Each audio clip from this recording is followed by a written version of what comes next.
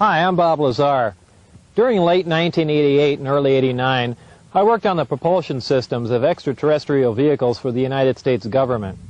The hardware and technology I was exposed to should be placed in the proper hands of the scientific community, and it is the right of every person on Earth to know that there is physical evidence which proves that there is life elsewhere and that at least one form of that life has been here. For those of you whose information about me is limited to this video, I'll give you a brief background. I'm a physicist. I have degrees in physics and electronics technology. I've worked in a number of scientific programs, some of which require top secret and above top secret security clearances, of which the most easily verifiable is my early 1980s job here at the Los Alamos Mason Physics Facility in Los Alamos, New Mexico. Between December of '88 and April of '89, I worked as a senior staff physicist in what has to be the most secret project in history. My place of work was a facility at an area known as S4 on the Nellis Air Force Range in central Nevada. Area S4 is located approximately 15 miles south of the infamous Area 51 installation at Groom Lake, where the U-2 and SR-71 spy planes were developed. For the duration of my employment at S4, I was paid by the United States Navy. For the purpose of this video, I'm going to segregate the information contained here into two separate parts. The first part will deal with information with which I've had hands-on experience and personal instruction. In other words, not only did I read briefings and not only was I taught the theories of these technologies, but they were demonstrated for me and I know they are true and accurate.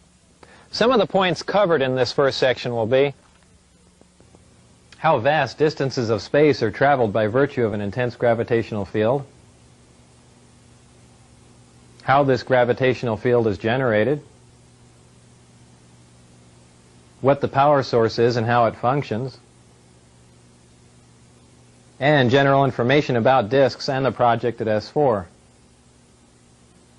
The second part of this will deal with subjects on which I've read supporting information, yet for the most part I had no other way to corroborate the information or ascertain its accuracy.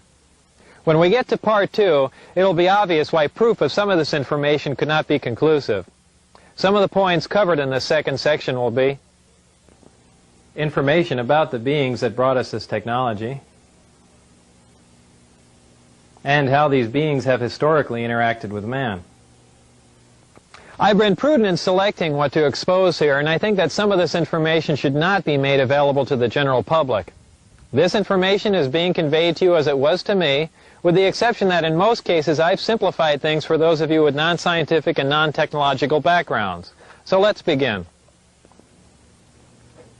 At the beginning of this first section, I'm going to give you 3 short science lessons, and once you've learned them, you'll not only know more about interstellar travel than almost anyone else in the world, but you'll know the actual method another civilization is used to travel from another star system to the planet Earth. Now, during the course of this, I'm going to have to relate information that I've learned at S4 to information that we're already aware of. And when I say we, I mean the general mainstream scientific community.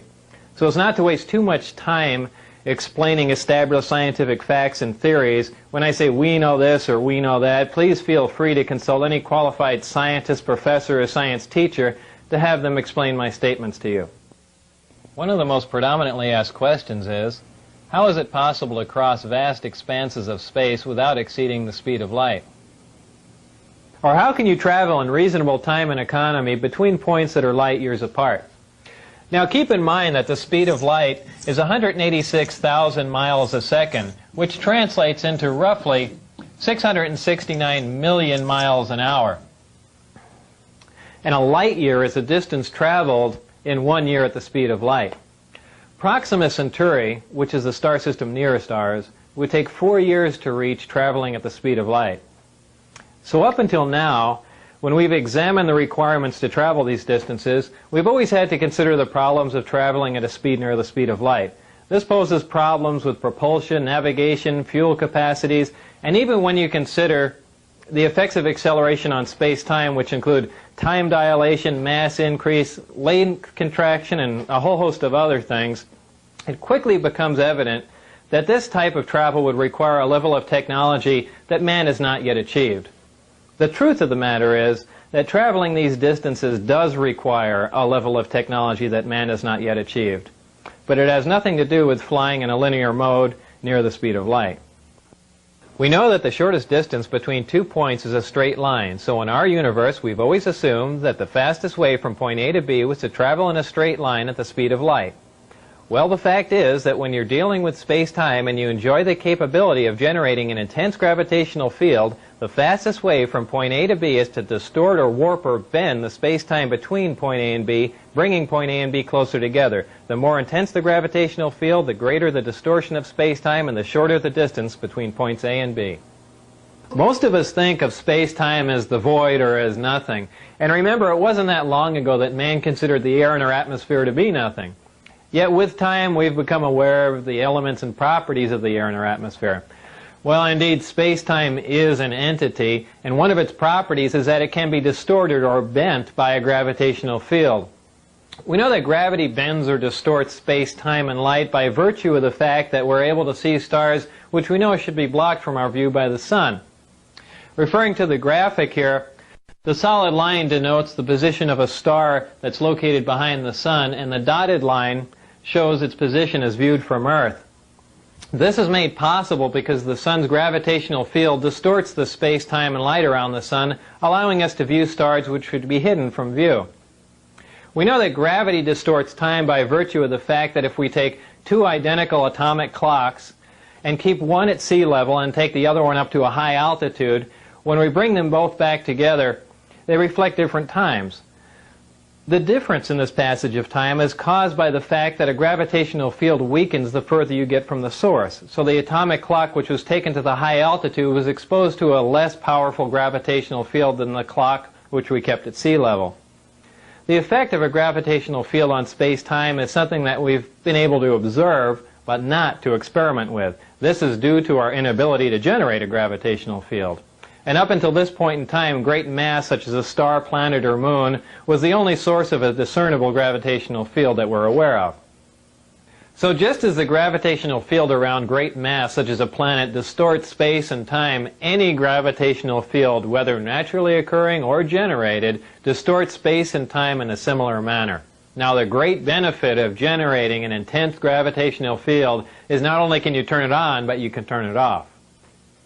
If we refer back to our original illustration of space-time distortion, we can see that when we generate an intense gravitational field, we can distort the space-time and in turn the distance between the point where we are and the point where we want to be. We can then position ourselves at the point where we want to be and then stop generating the gravitational field, allowing space-time to return to its natural form.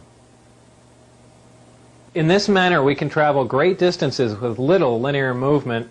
And this is how space-time distortion translates into reduced distance. Now back to our original question, how is it possible to cross the vast expanses of space required for interstellar travel without exceeding the speed of light? This is accomplished by generating an intense gravitational field, distorting space-time and allowing you to cross many light years of space in little or no time and without traveling in a linear mode near the speed of light. The next question is, how do you generate a gravitational field? Up until this point in time, I've used the term generate to describe the capability of producing a gravitational field, but since I'm not aware of any way of creating a gravitational field from nothing, a more accurate term might be to access and amplify a gravitational field. And this is what I mean when I use the term generate. To understand how gravity is generated or accessed and amplified, you must first know what gravity is. There are two main theories. The wave theory, which states that gravity is a wave, and the currently accepted theory of gravitons, which are alleged subatomic particles that perform as gravity, which is total nonsense. Well, gravity is a wave, and there are two specific different types of gravity, gravity A and gravity B. Gravity A works on a smaller micro scale, while gravity B works on a larger macro scale. We are familiar with gravity B. It is the big gravity wave that holds the Earth as well as the rest of the planets in orbit around the Sun and holds the Moon as well as man-made satellites in orbit around the Earth. We are not familiar with gravity A. It is the small gravity wave which is the major contributory force that holds together the mass that makes up all protons and neutrons. Gravity A is what is currently being labeled as the strong nuclear force in mainstream physics, and gravity A is the wave that you need to access and amplify to enable you to cause space-time distortion for interstellar travel. To keep them straight, just remember that gravity A works on an atomic scale, and gravity B is the big gravity wave that works on a stellar or planetary level. However, don't mistake the size of these waves for their strength, because gravity A is a much stronger force than gravity B. You can momentarily break the gravity B field of the Earth simply by jumping in the air.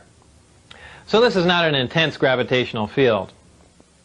Locating gravity A is no problem because it is found in the nucleus of every atom of all matter here on Earth, and all matter anywhere else in our universe. However, accessing gravity A with the naturally occurring elements found on Earth is a big problem. Actually, I'm not aware of any way of accessing the gravity A wave using any Earth elements, whether naturally occurring or synthesized, and here's why. We've already learned that gravity A is the major force that holds together the mass that makes up protons and neutrons. This means the gravity A wave we are trying to access is virtually inaccessible, as it is located within matter, or at least within the matter that we have here on Earth.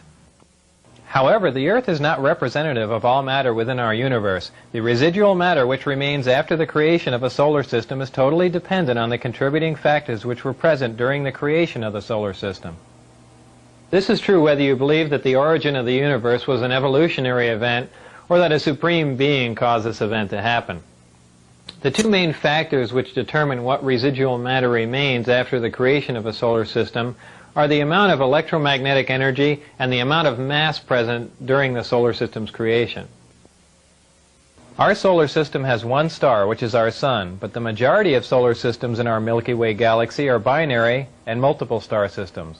In fact, many single star systems have stars that are so large that our Sun would appear to be a dwarf by comparison. Keeping all this in mind, it should be obvious that a large single star system, binary star system, or multiple star system would have had more of the prerequisite mass and electromagnetic energy present during their creations. This makes it possible for these systems to possess elements which are not native to the Earth.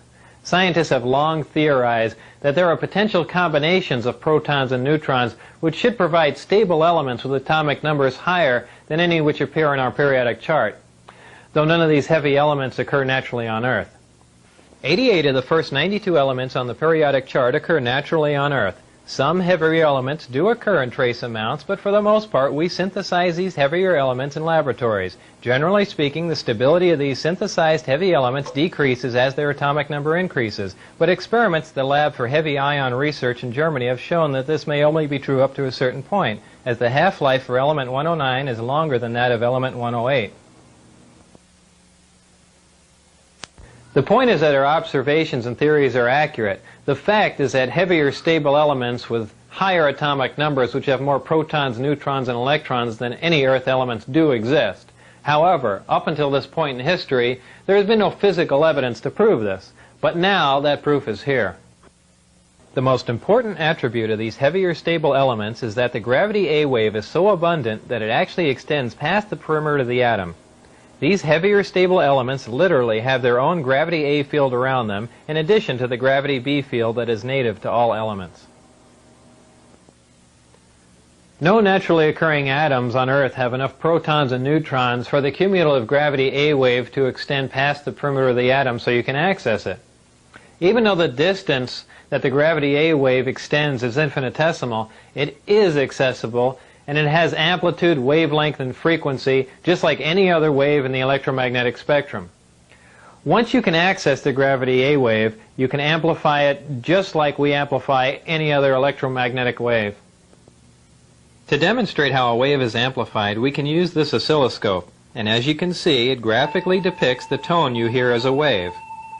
As we amplify the tone, you can see that the size or the amplitude of the wave increases, giving us a more powerful version of the same identical wave, and thus the tone sounds louder.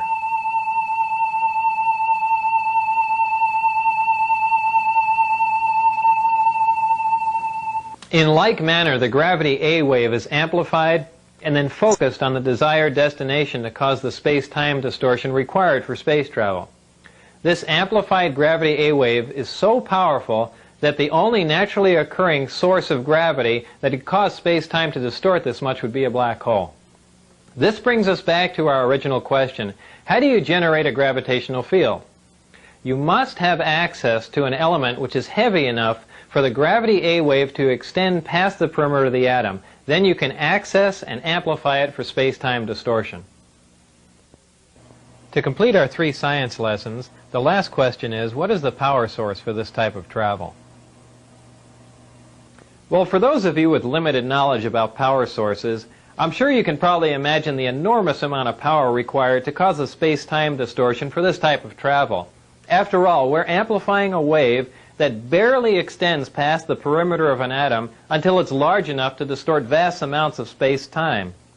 For those of you with extensive knowledge about power sources, I'm sure it's probably even more puzzling as to how it's possible to have a compact, lightweight, onboard power source that can provide this much power. For everyone to understand that, I need to further explain a couple of things we briefly touched upon in the last question. If you remember, I said that for the most part, we synthesize or create heavier elements in accelerators, and their stability decreases as their atomic number increases. So what does this all mean? Well, we synthesize these heavier, unstable elements by using more stable elements as targets in a particle accelerator. We then bombard the target element with various atomic and subatomic particles. At this point, transmutation occurs, making the target element a different, heavier element. This element now has a higher atomic number, as the atomic number simply indicates the number of protons in the nucleus of the atom. So this is what I mean when I say their atomic number increases. What does their stability decreases mean? The length of time which an element exists before it decays determines its stability. Atoms of some elements decay faster than atoms of other elements, so the faster an element decays, the more unstable that element is considered to be. When an atom decays, it releases or radiates subatomic particles and energy, which is the radiation that a Geiger counter detects. As you can see, this Geiger counter is detecting the radiation from this uranium, which literally means that the Geiger counter is sensing the subatomic particles which are being released or radiated as the uranium decays. Those elements in which nuclear radiation can be consistently detected are radioactive elements. These heavy elements, which we synthesize in particle accelerators, are of the radioactive variety, and they decay very rapidly. Since we're only able to make a few atoms of these elements, and because they decay so rapidly, we're not able to observe much about them. This is what I mean when I say their stability decreases. However, there are elements with higher atomic numbers which are stable, even though they don't occur naturally on Earth, and we can synthesize them in particle accelerators. These are the elements in the 114, 115 range which don't appear on a periodic chart. Beyond element 115, the elements become unstable again, and in fact, element 116 decays in fractions of a second. This finally brings us to the power source.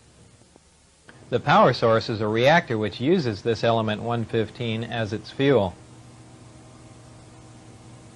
In this reactor, element 115 is used as a target and is bombarded with protons in a small particle accelerator. When a proton plugs into the nucleus of an atom of 115, it increases its atomic number and becomes an atom of element 116, which, remember, decays instantly. What element 116 releases as it decays, or what it radiates, is antimatter. What is antimatter? Antimatter is the exact counterpart of matter, which has a charge and a spin that is in the opposite of all matter. When combined with any matter in our universe, antimatter reacts and completely converts to energy. And remember, the rapid conversion of matter to energy is what we generally call an explosion. To demonstrate the explosive power of antimatter, let's pick a random area where an atomic bomb might explode. Oh, let's say Iraq. And for demonstration purposes, let's say an atomic bomb would explode, for instance, in, Baghdad. Well, if one of our older atomic bombs exploded in Baghdad, the area of total devastation, which is indicated by the red dot on the map, would be approximately 2 miles. This would be caused by a fission reaction in which less than 1% of the nuclear material is converted to energy. Most of you are familiar with the bombs that were dropped on Japan in World War II. This is the same bomb that was dropped on Nagasaki August 9, 1945. About this same time, Dr. Edward Teller, who's known as the father of the hydrogen bomb, figured out that a nuclear fusion bomb was possible. Fusion would release even more energy and cause an even bigger explosion from the same amount of nuclear material. Much to Dr. Teller's dismay, the Japanese surrendered, we never dropped the hydrogen bomb, and Dr. Teller's been in a bad mood ever since. But if a hydrogen bomb containing the same amount of nuclear material as the Nagasaki bomb were to explode in Baghdad, the area of total devastation would be approximately 20 miles. This would be caused by a nuclear fusion reaction, which again, less than 1% of the nuclear material actually converts to energy or explodes. The other 99% of the nuclear material on this type of bomb is dispersed, but is not involved in the actual nuclear fusion reaction. Now, if a bomb was made with the same amount of nuclear material as the Nagasaki bomb, and that material was antimatter, when that bomb exploded in Baghdad, the area of total devastation would include parts of Africa, Europe, and Asia, with the exact area of total devastation being very difficult to calculate. This would be caused by a total annihilation reaction, which is the complete conversion of matter to energy. 100% of the nuclear material on this bomb would explode or convert to energy.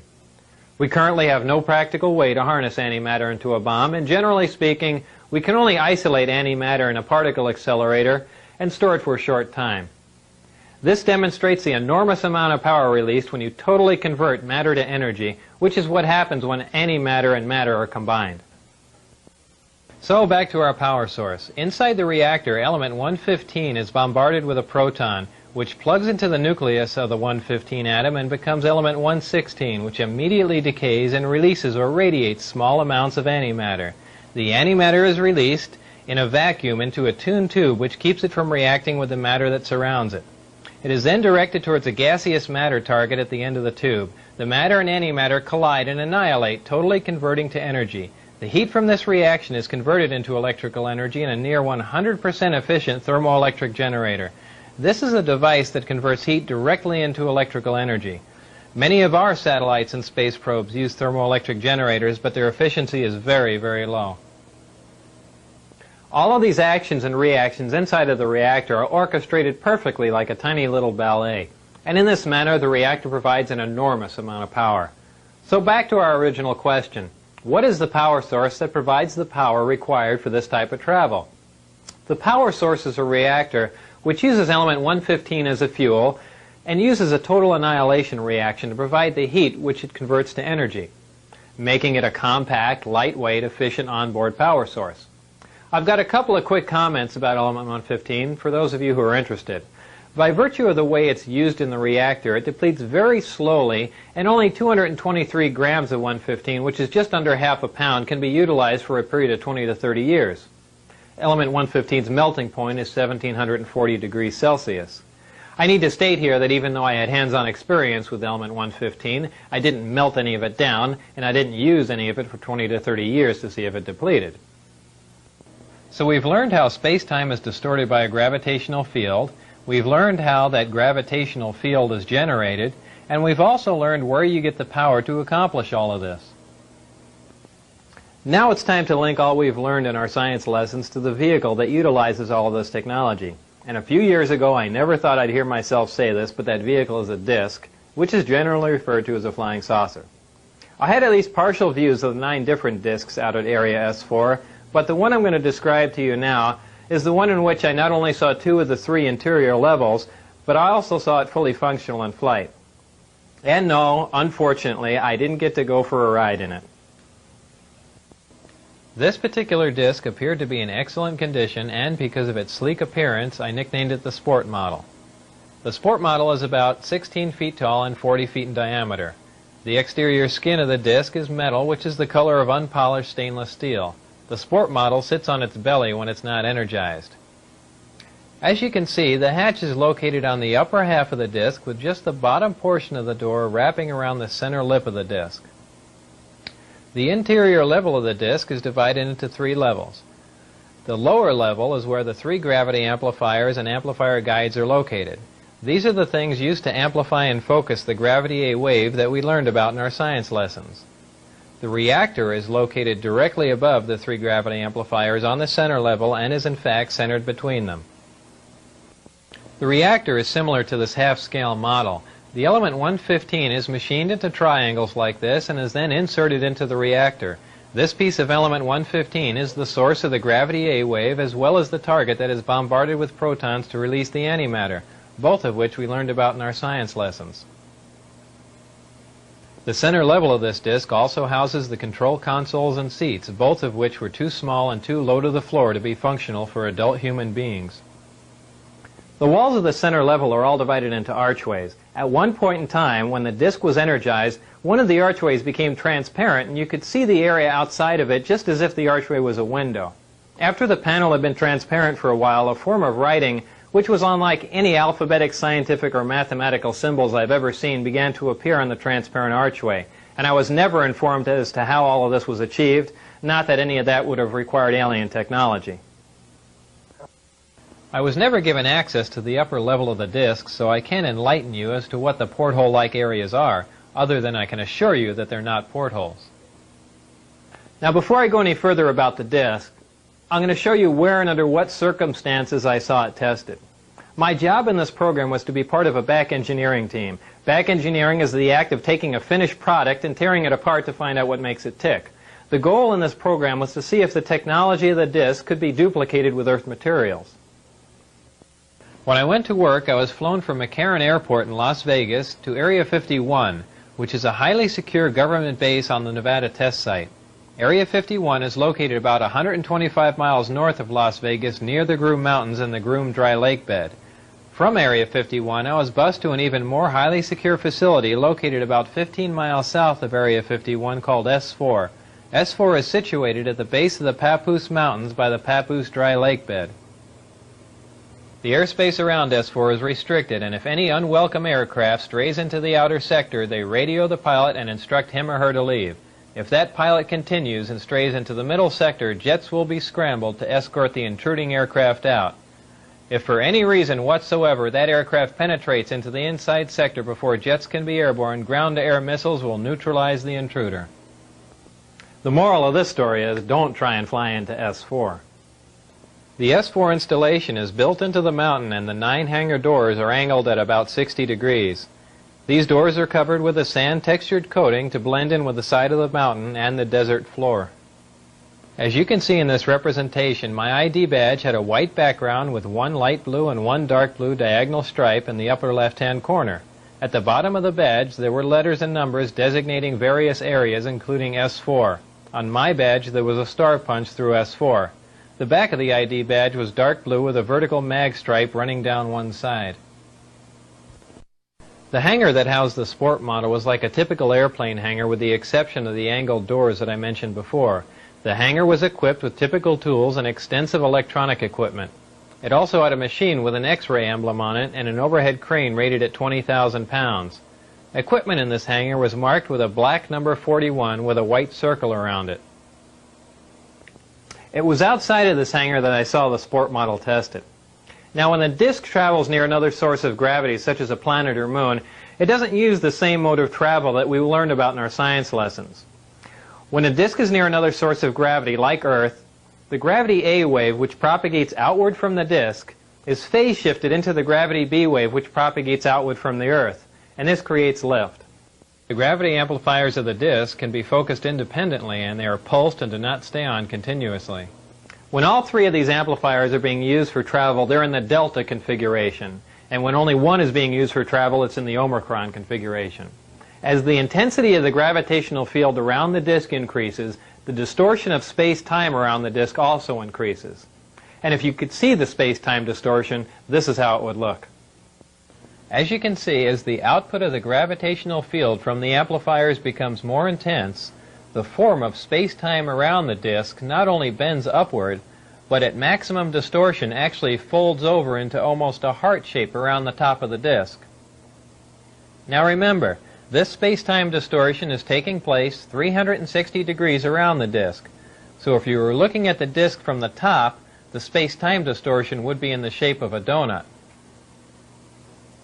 When the gravitational field around the disk is so intense that the space-time distortion around the disk achieves maximum distortion and is folded up into this heart-shaped form, the disk can't be seen from any vantage point, and for all practical purposes is invisible.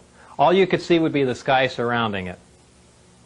The program out at Area S4 consisted of 3 projects. Project Galileo, Project Sidekick, and Project Looking Glass.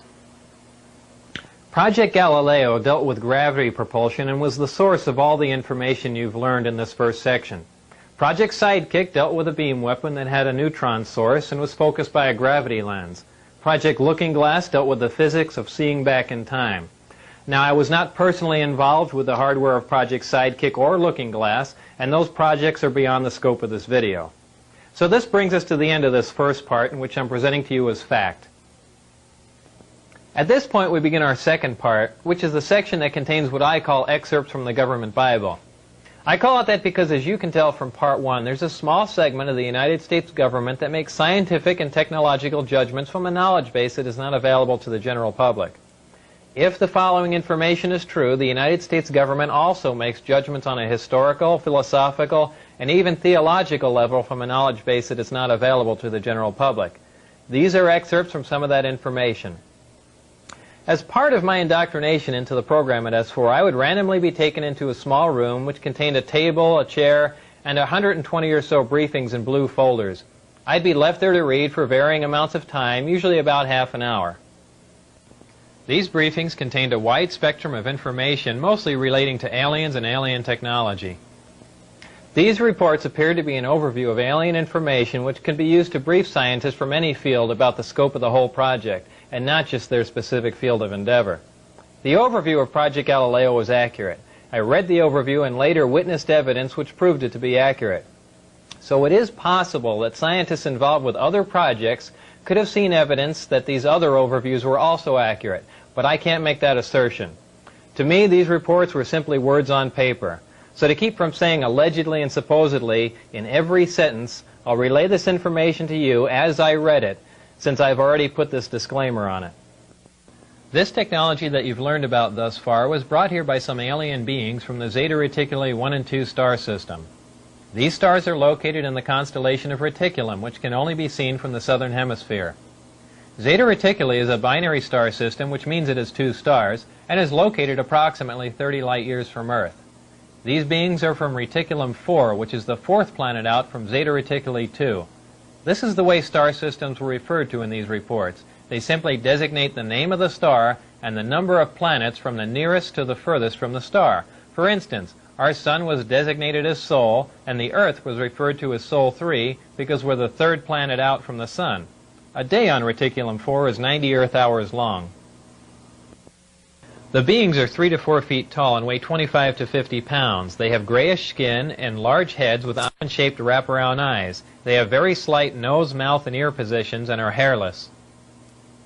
Any dates in the information regarding these beings were written in a 6-digit number which began with 1623. Since I had no idea what the 6-digit number was for the present year, I had no way of calculating when these beings arrived, or at least arrived this time. These beings said that they had been visiting Earth for a long time and presented photographic evidence which they contended was over 10,000 years old. There was an exchange of hardware and information in Central Nevada until 1979, at which time there was a conflict which brought the program to an abrupt halt. The beings left, but were to return at a 1623 date, and I don't know what that date is. With the remaining hardware and information, the U.S. government started the back engineering program. In May of 1987, some scientists took an antimatter reactor to an underground blast facility on the Nevada test site to perform an experiment. Unfortunately for them, their experiment required them to cut the reactor open, which resulted in their deaths. This explosion was explained to others at the test site as a previously unannounced low-yield underground nuke test. I was hired in December of 1988 to replace one of these men. These beings conveyed information about the capability of affecting the human brain to anesthetize the human body. This is done without any physical contact from a remote source. For this anesthesia to be accomplished, the brain has to be in a relaxed state similar to that required for hypnosis. If the brain is subject to any external stimulation like stimulant drugs or loud music, this manipulation of the nervous system is ineffective. These beings said that man was the product of externally corrected evolution. They said that man, as a species, had been genetically altered 65 times. They refer to humans as containers, yet I don't know what we're containers of. As I'm sure you now know, it was impossible for me to corroborate the information in this second section. And obviously, if this information is true, the ramifications are far-reaching, and you don't have to be a nuclear physicist to figure that out. So before I bring this to an end, there are a couple of questions I should address for you. The first one is, how did I get into this program? While working at Los Alamos National Lab in 1982, the local newspaper did a front-page story on a jet car I had built. Coincidentally, Dr. Teller was giving a speech in Los Alamos that same day. We met and had a short chat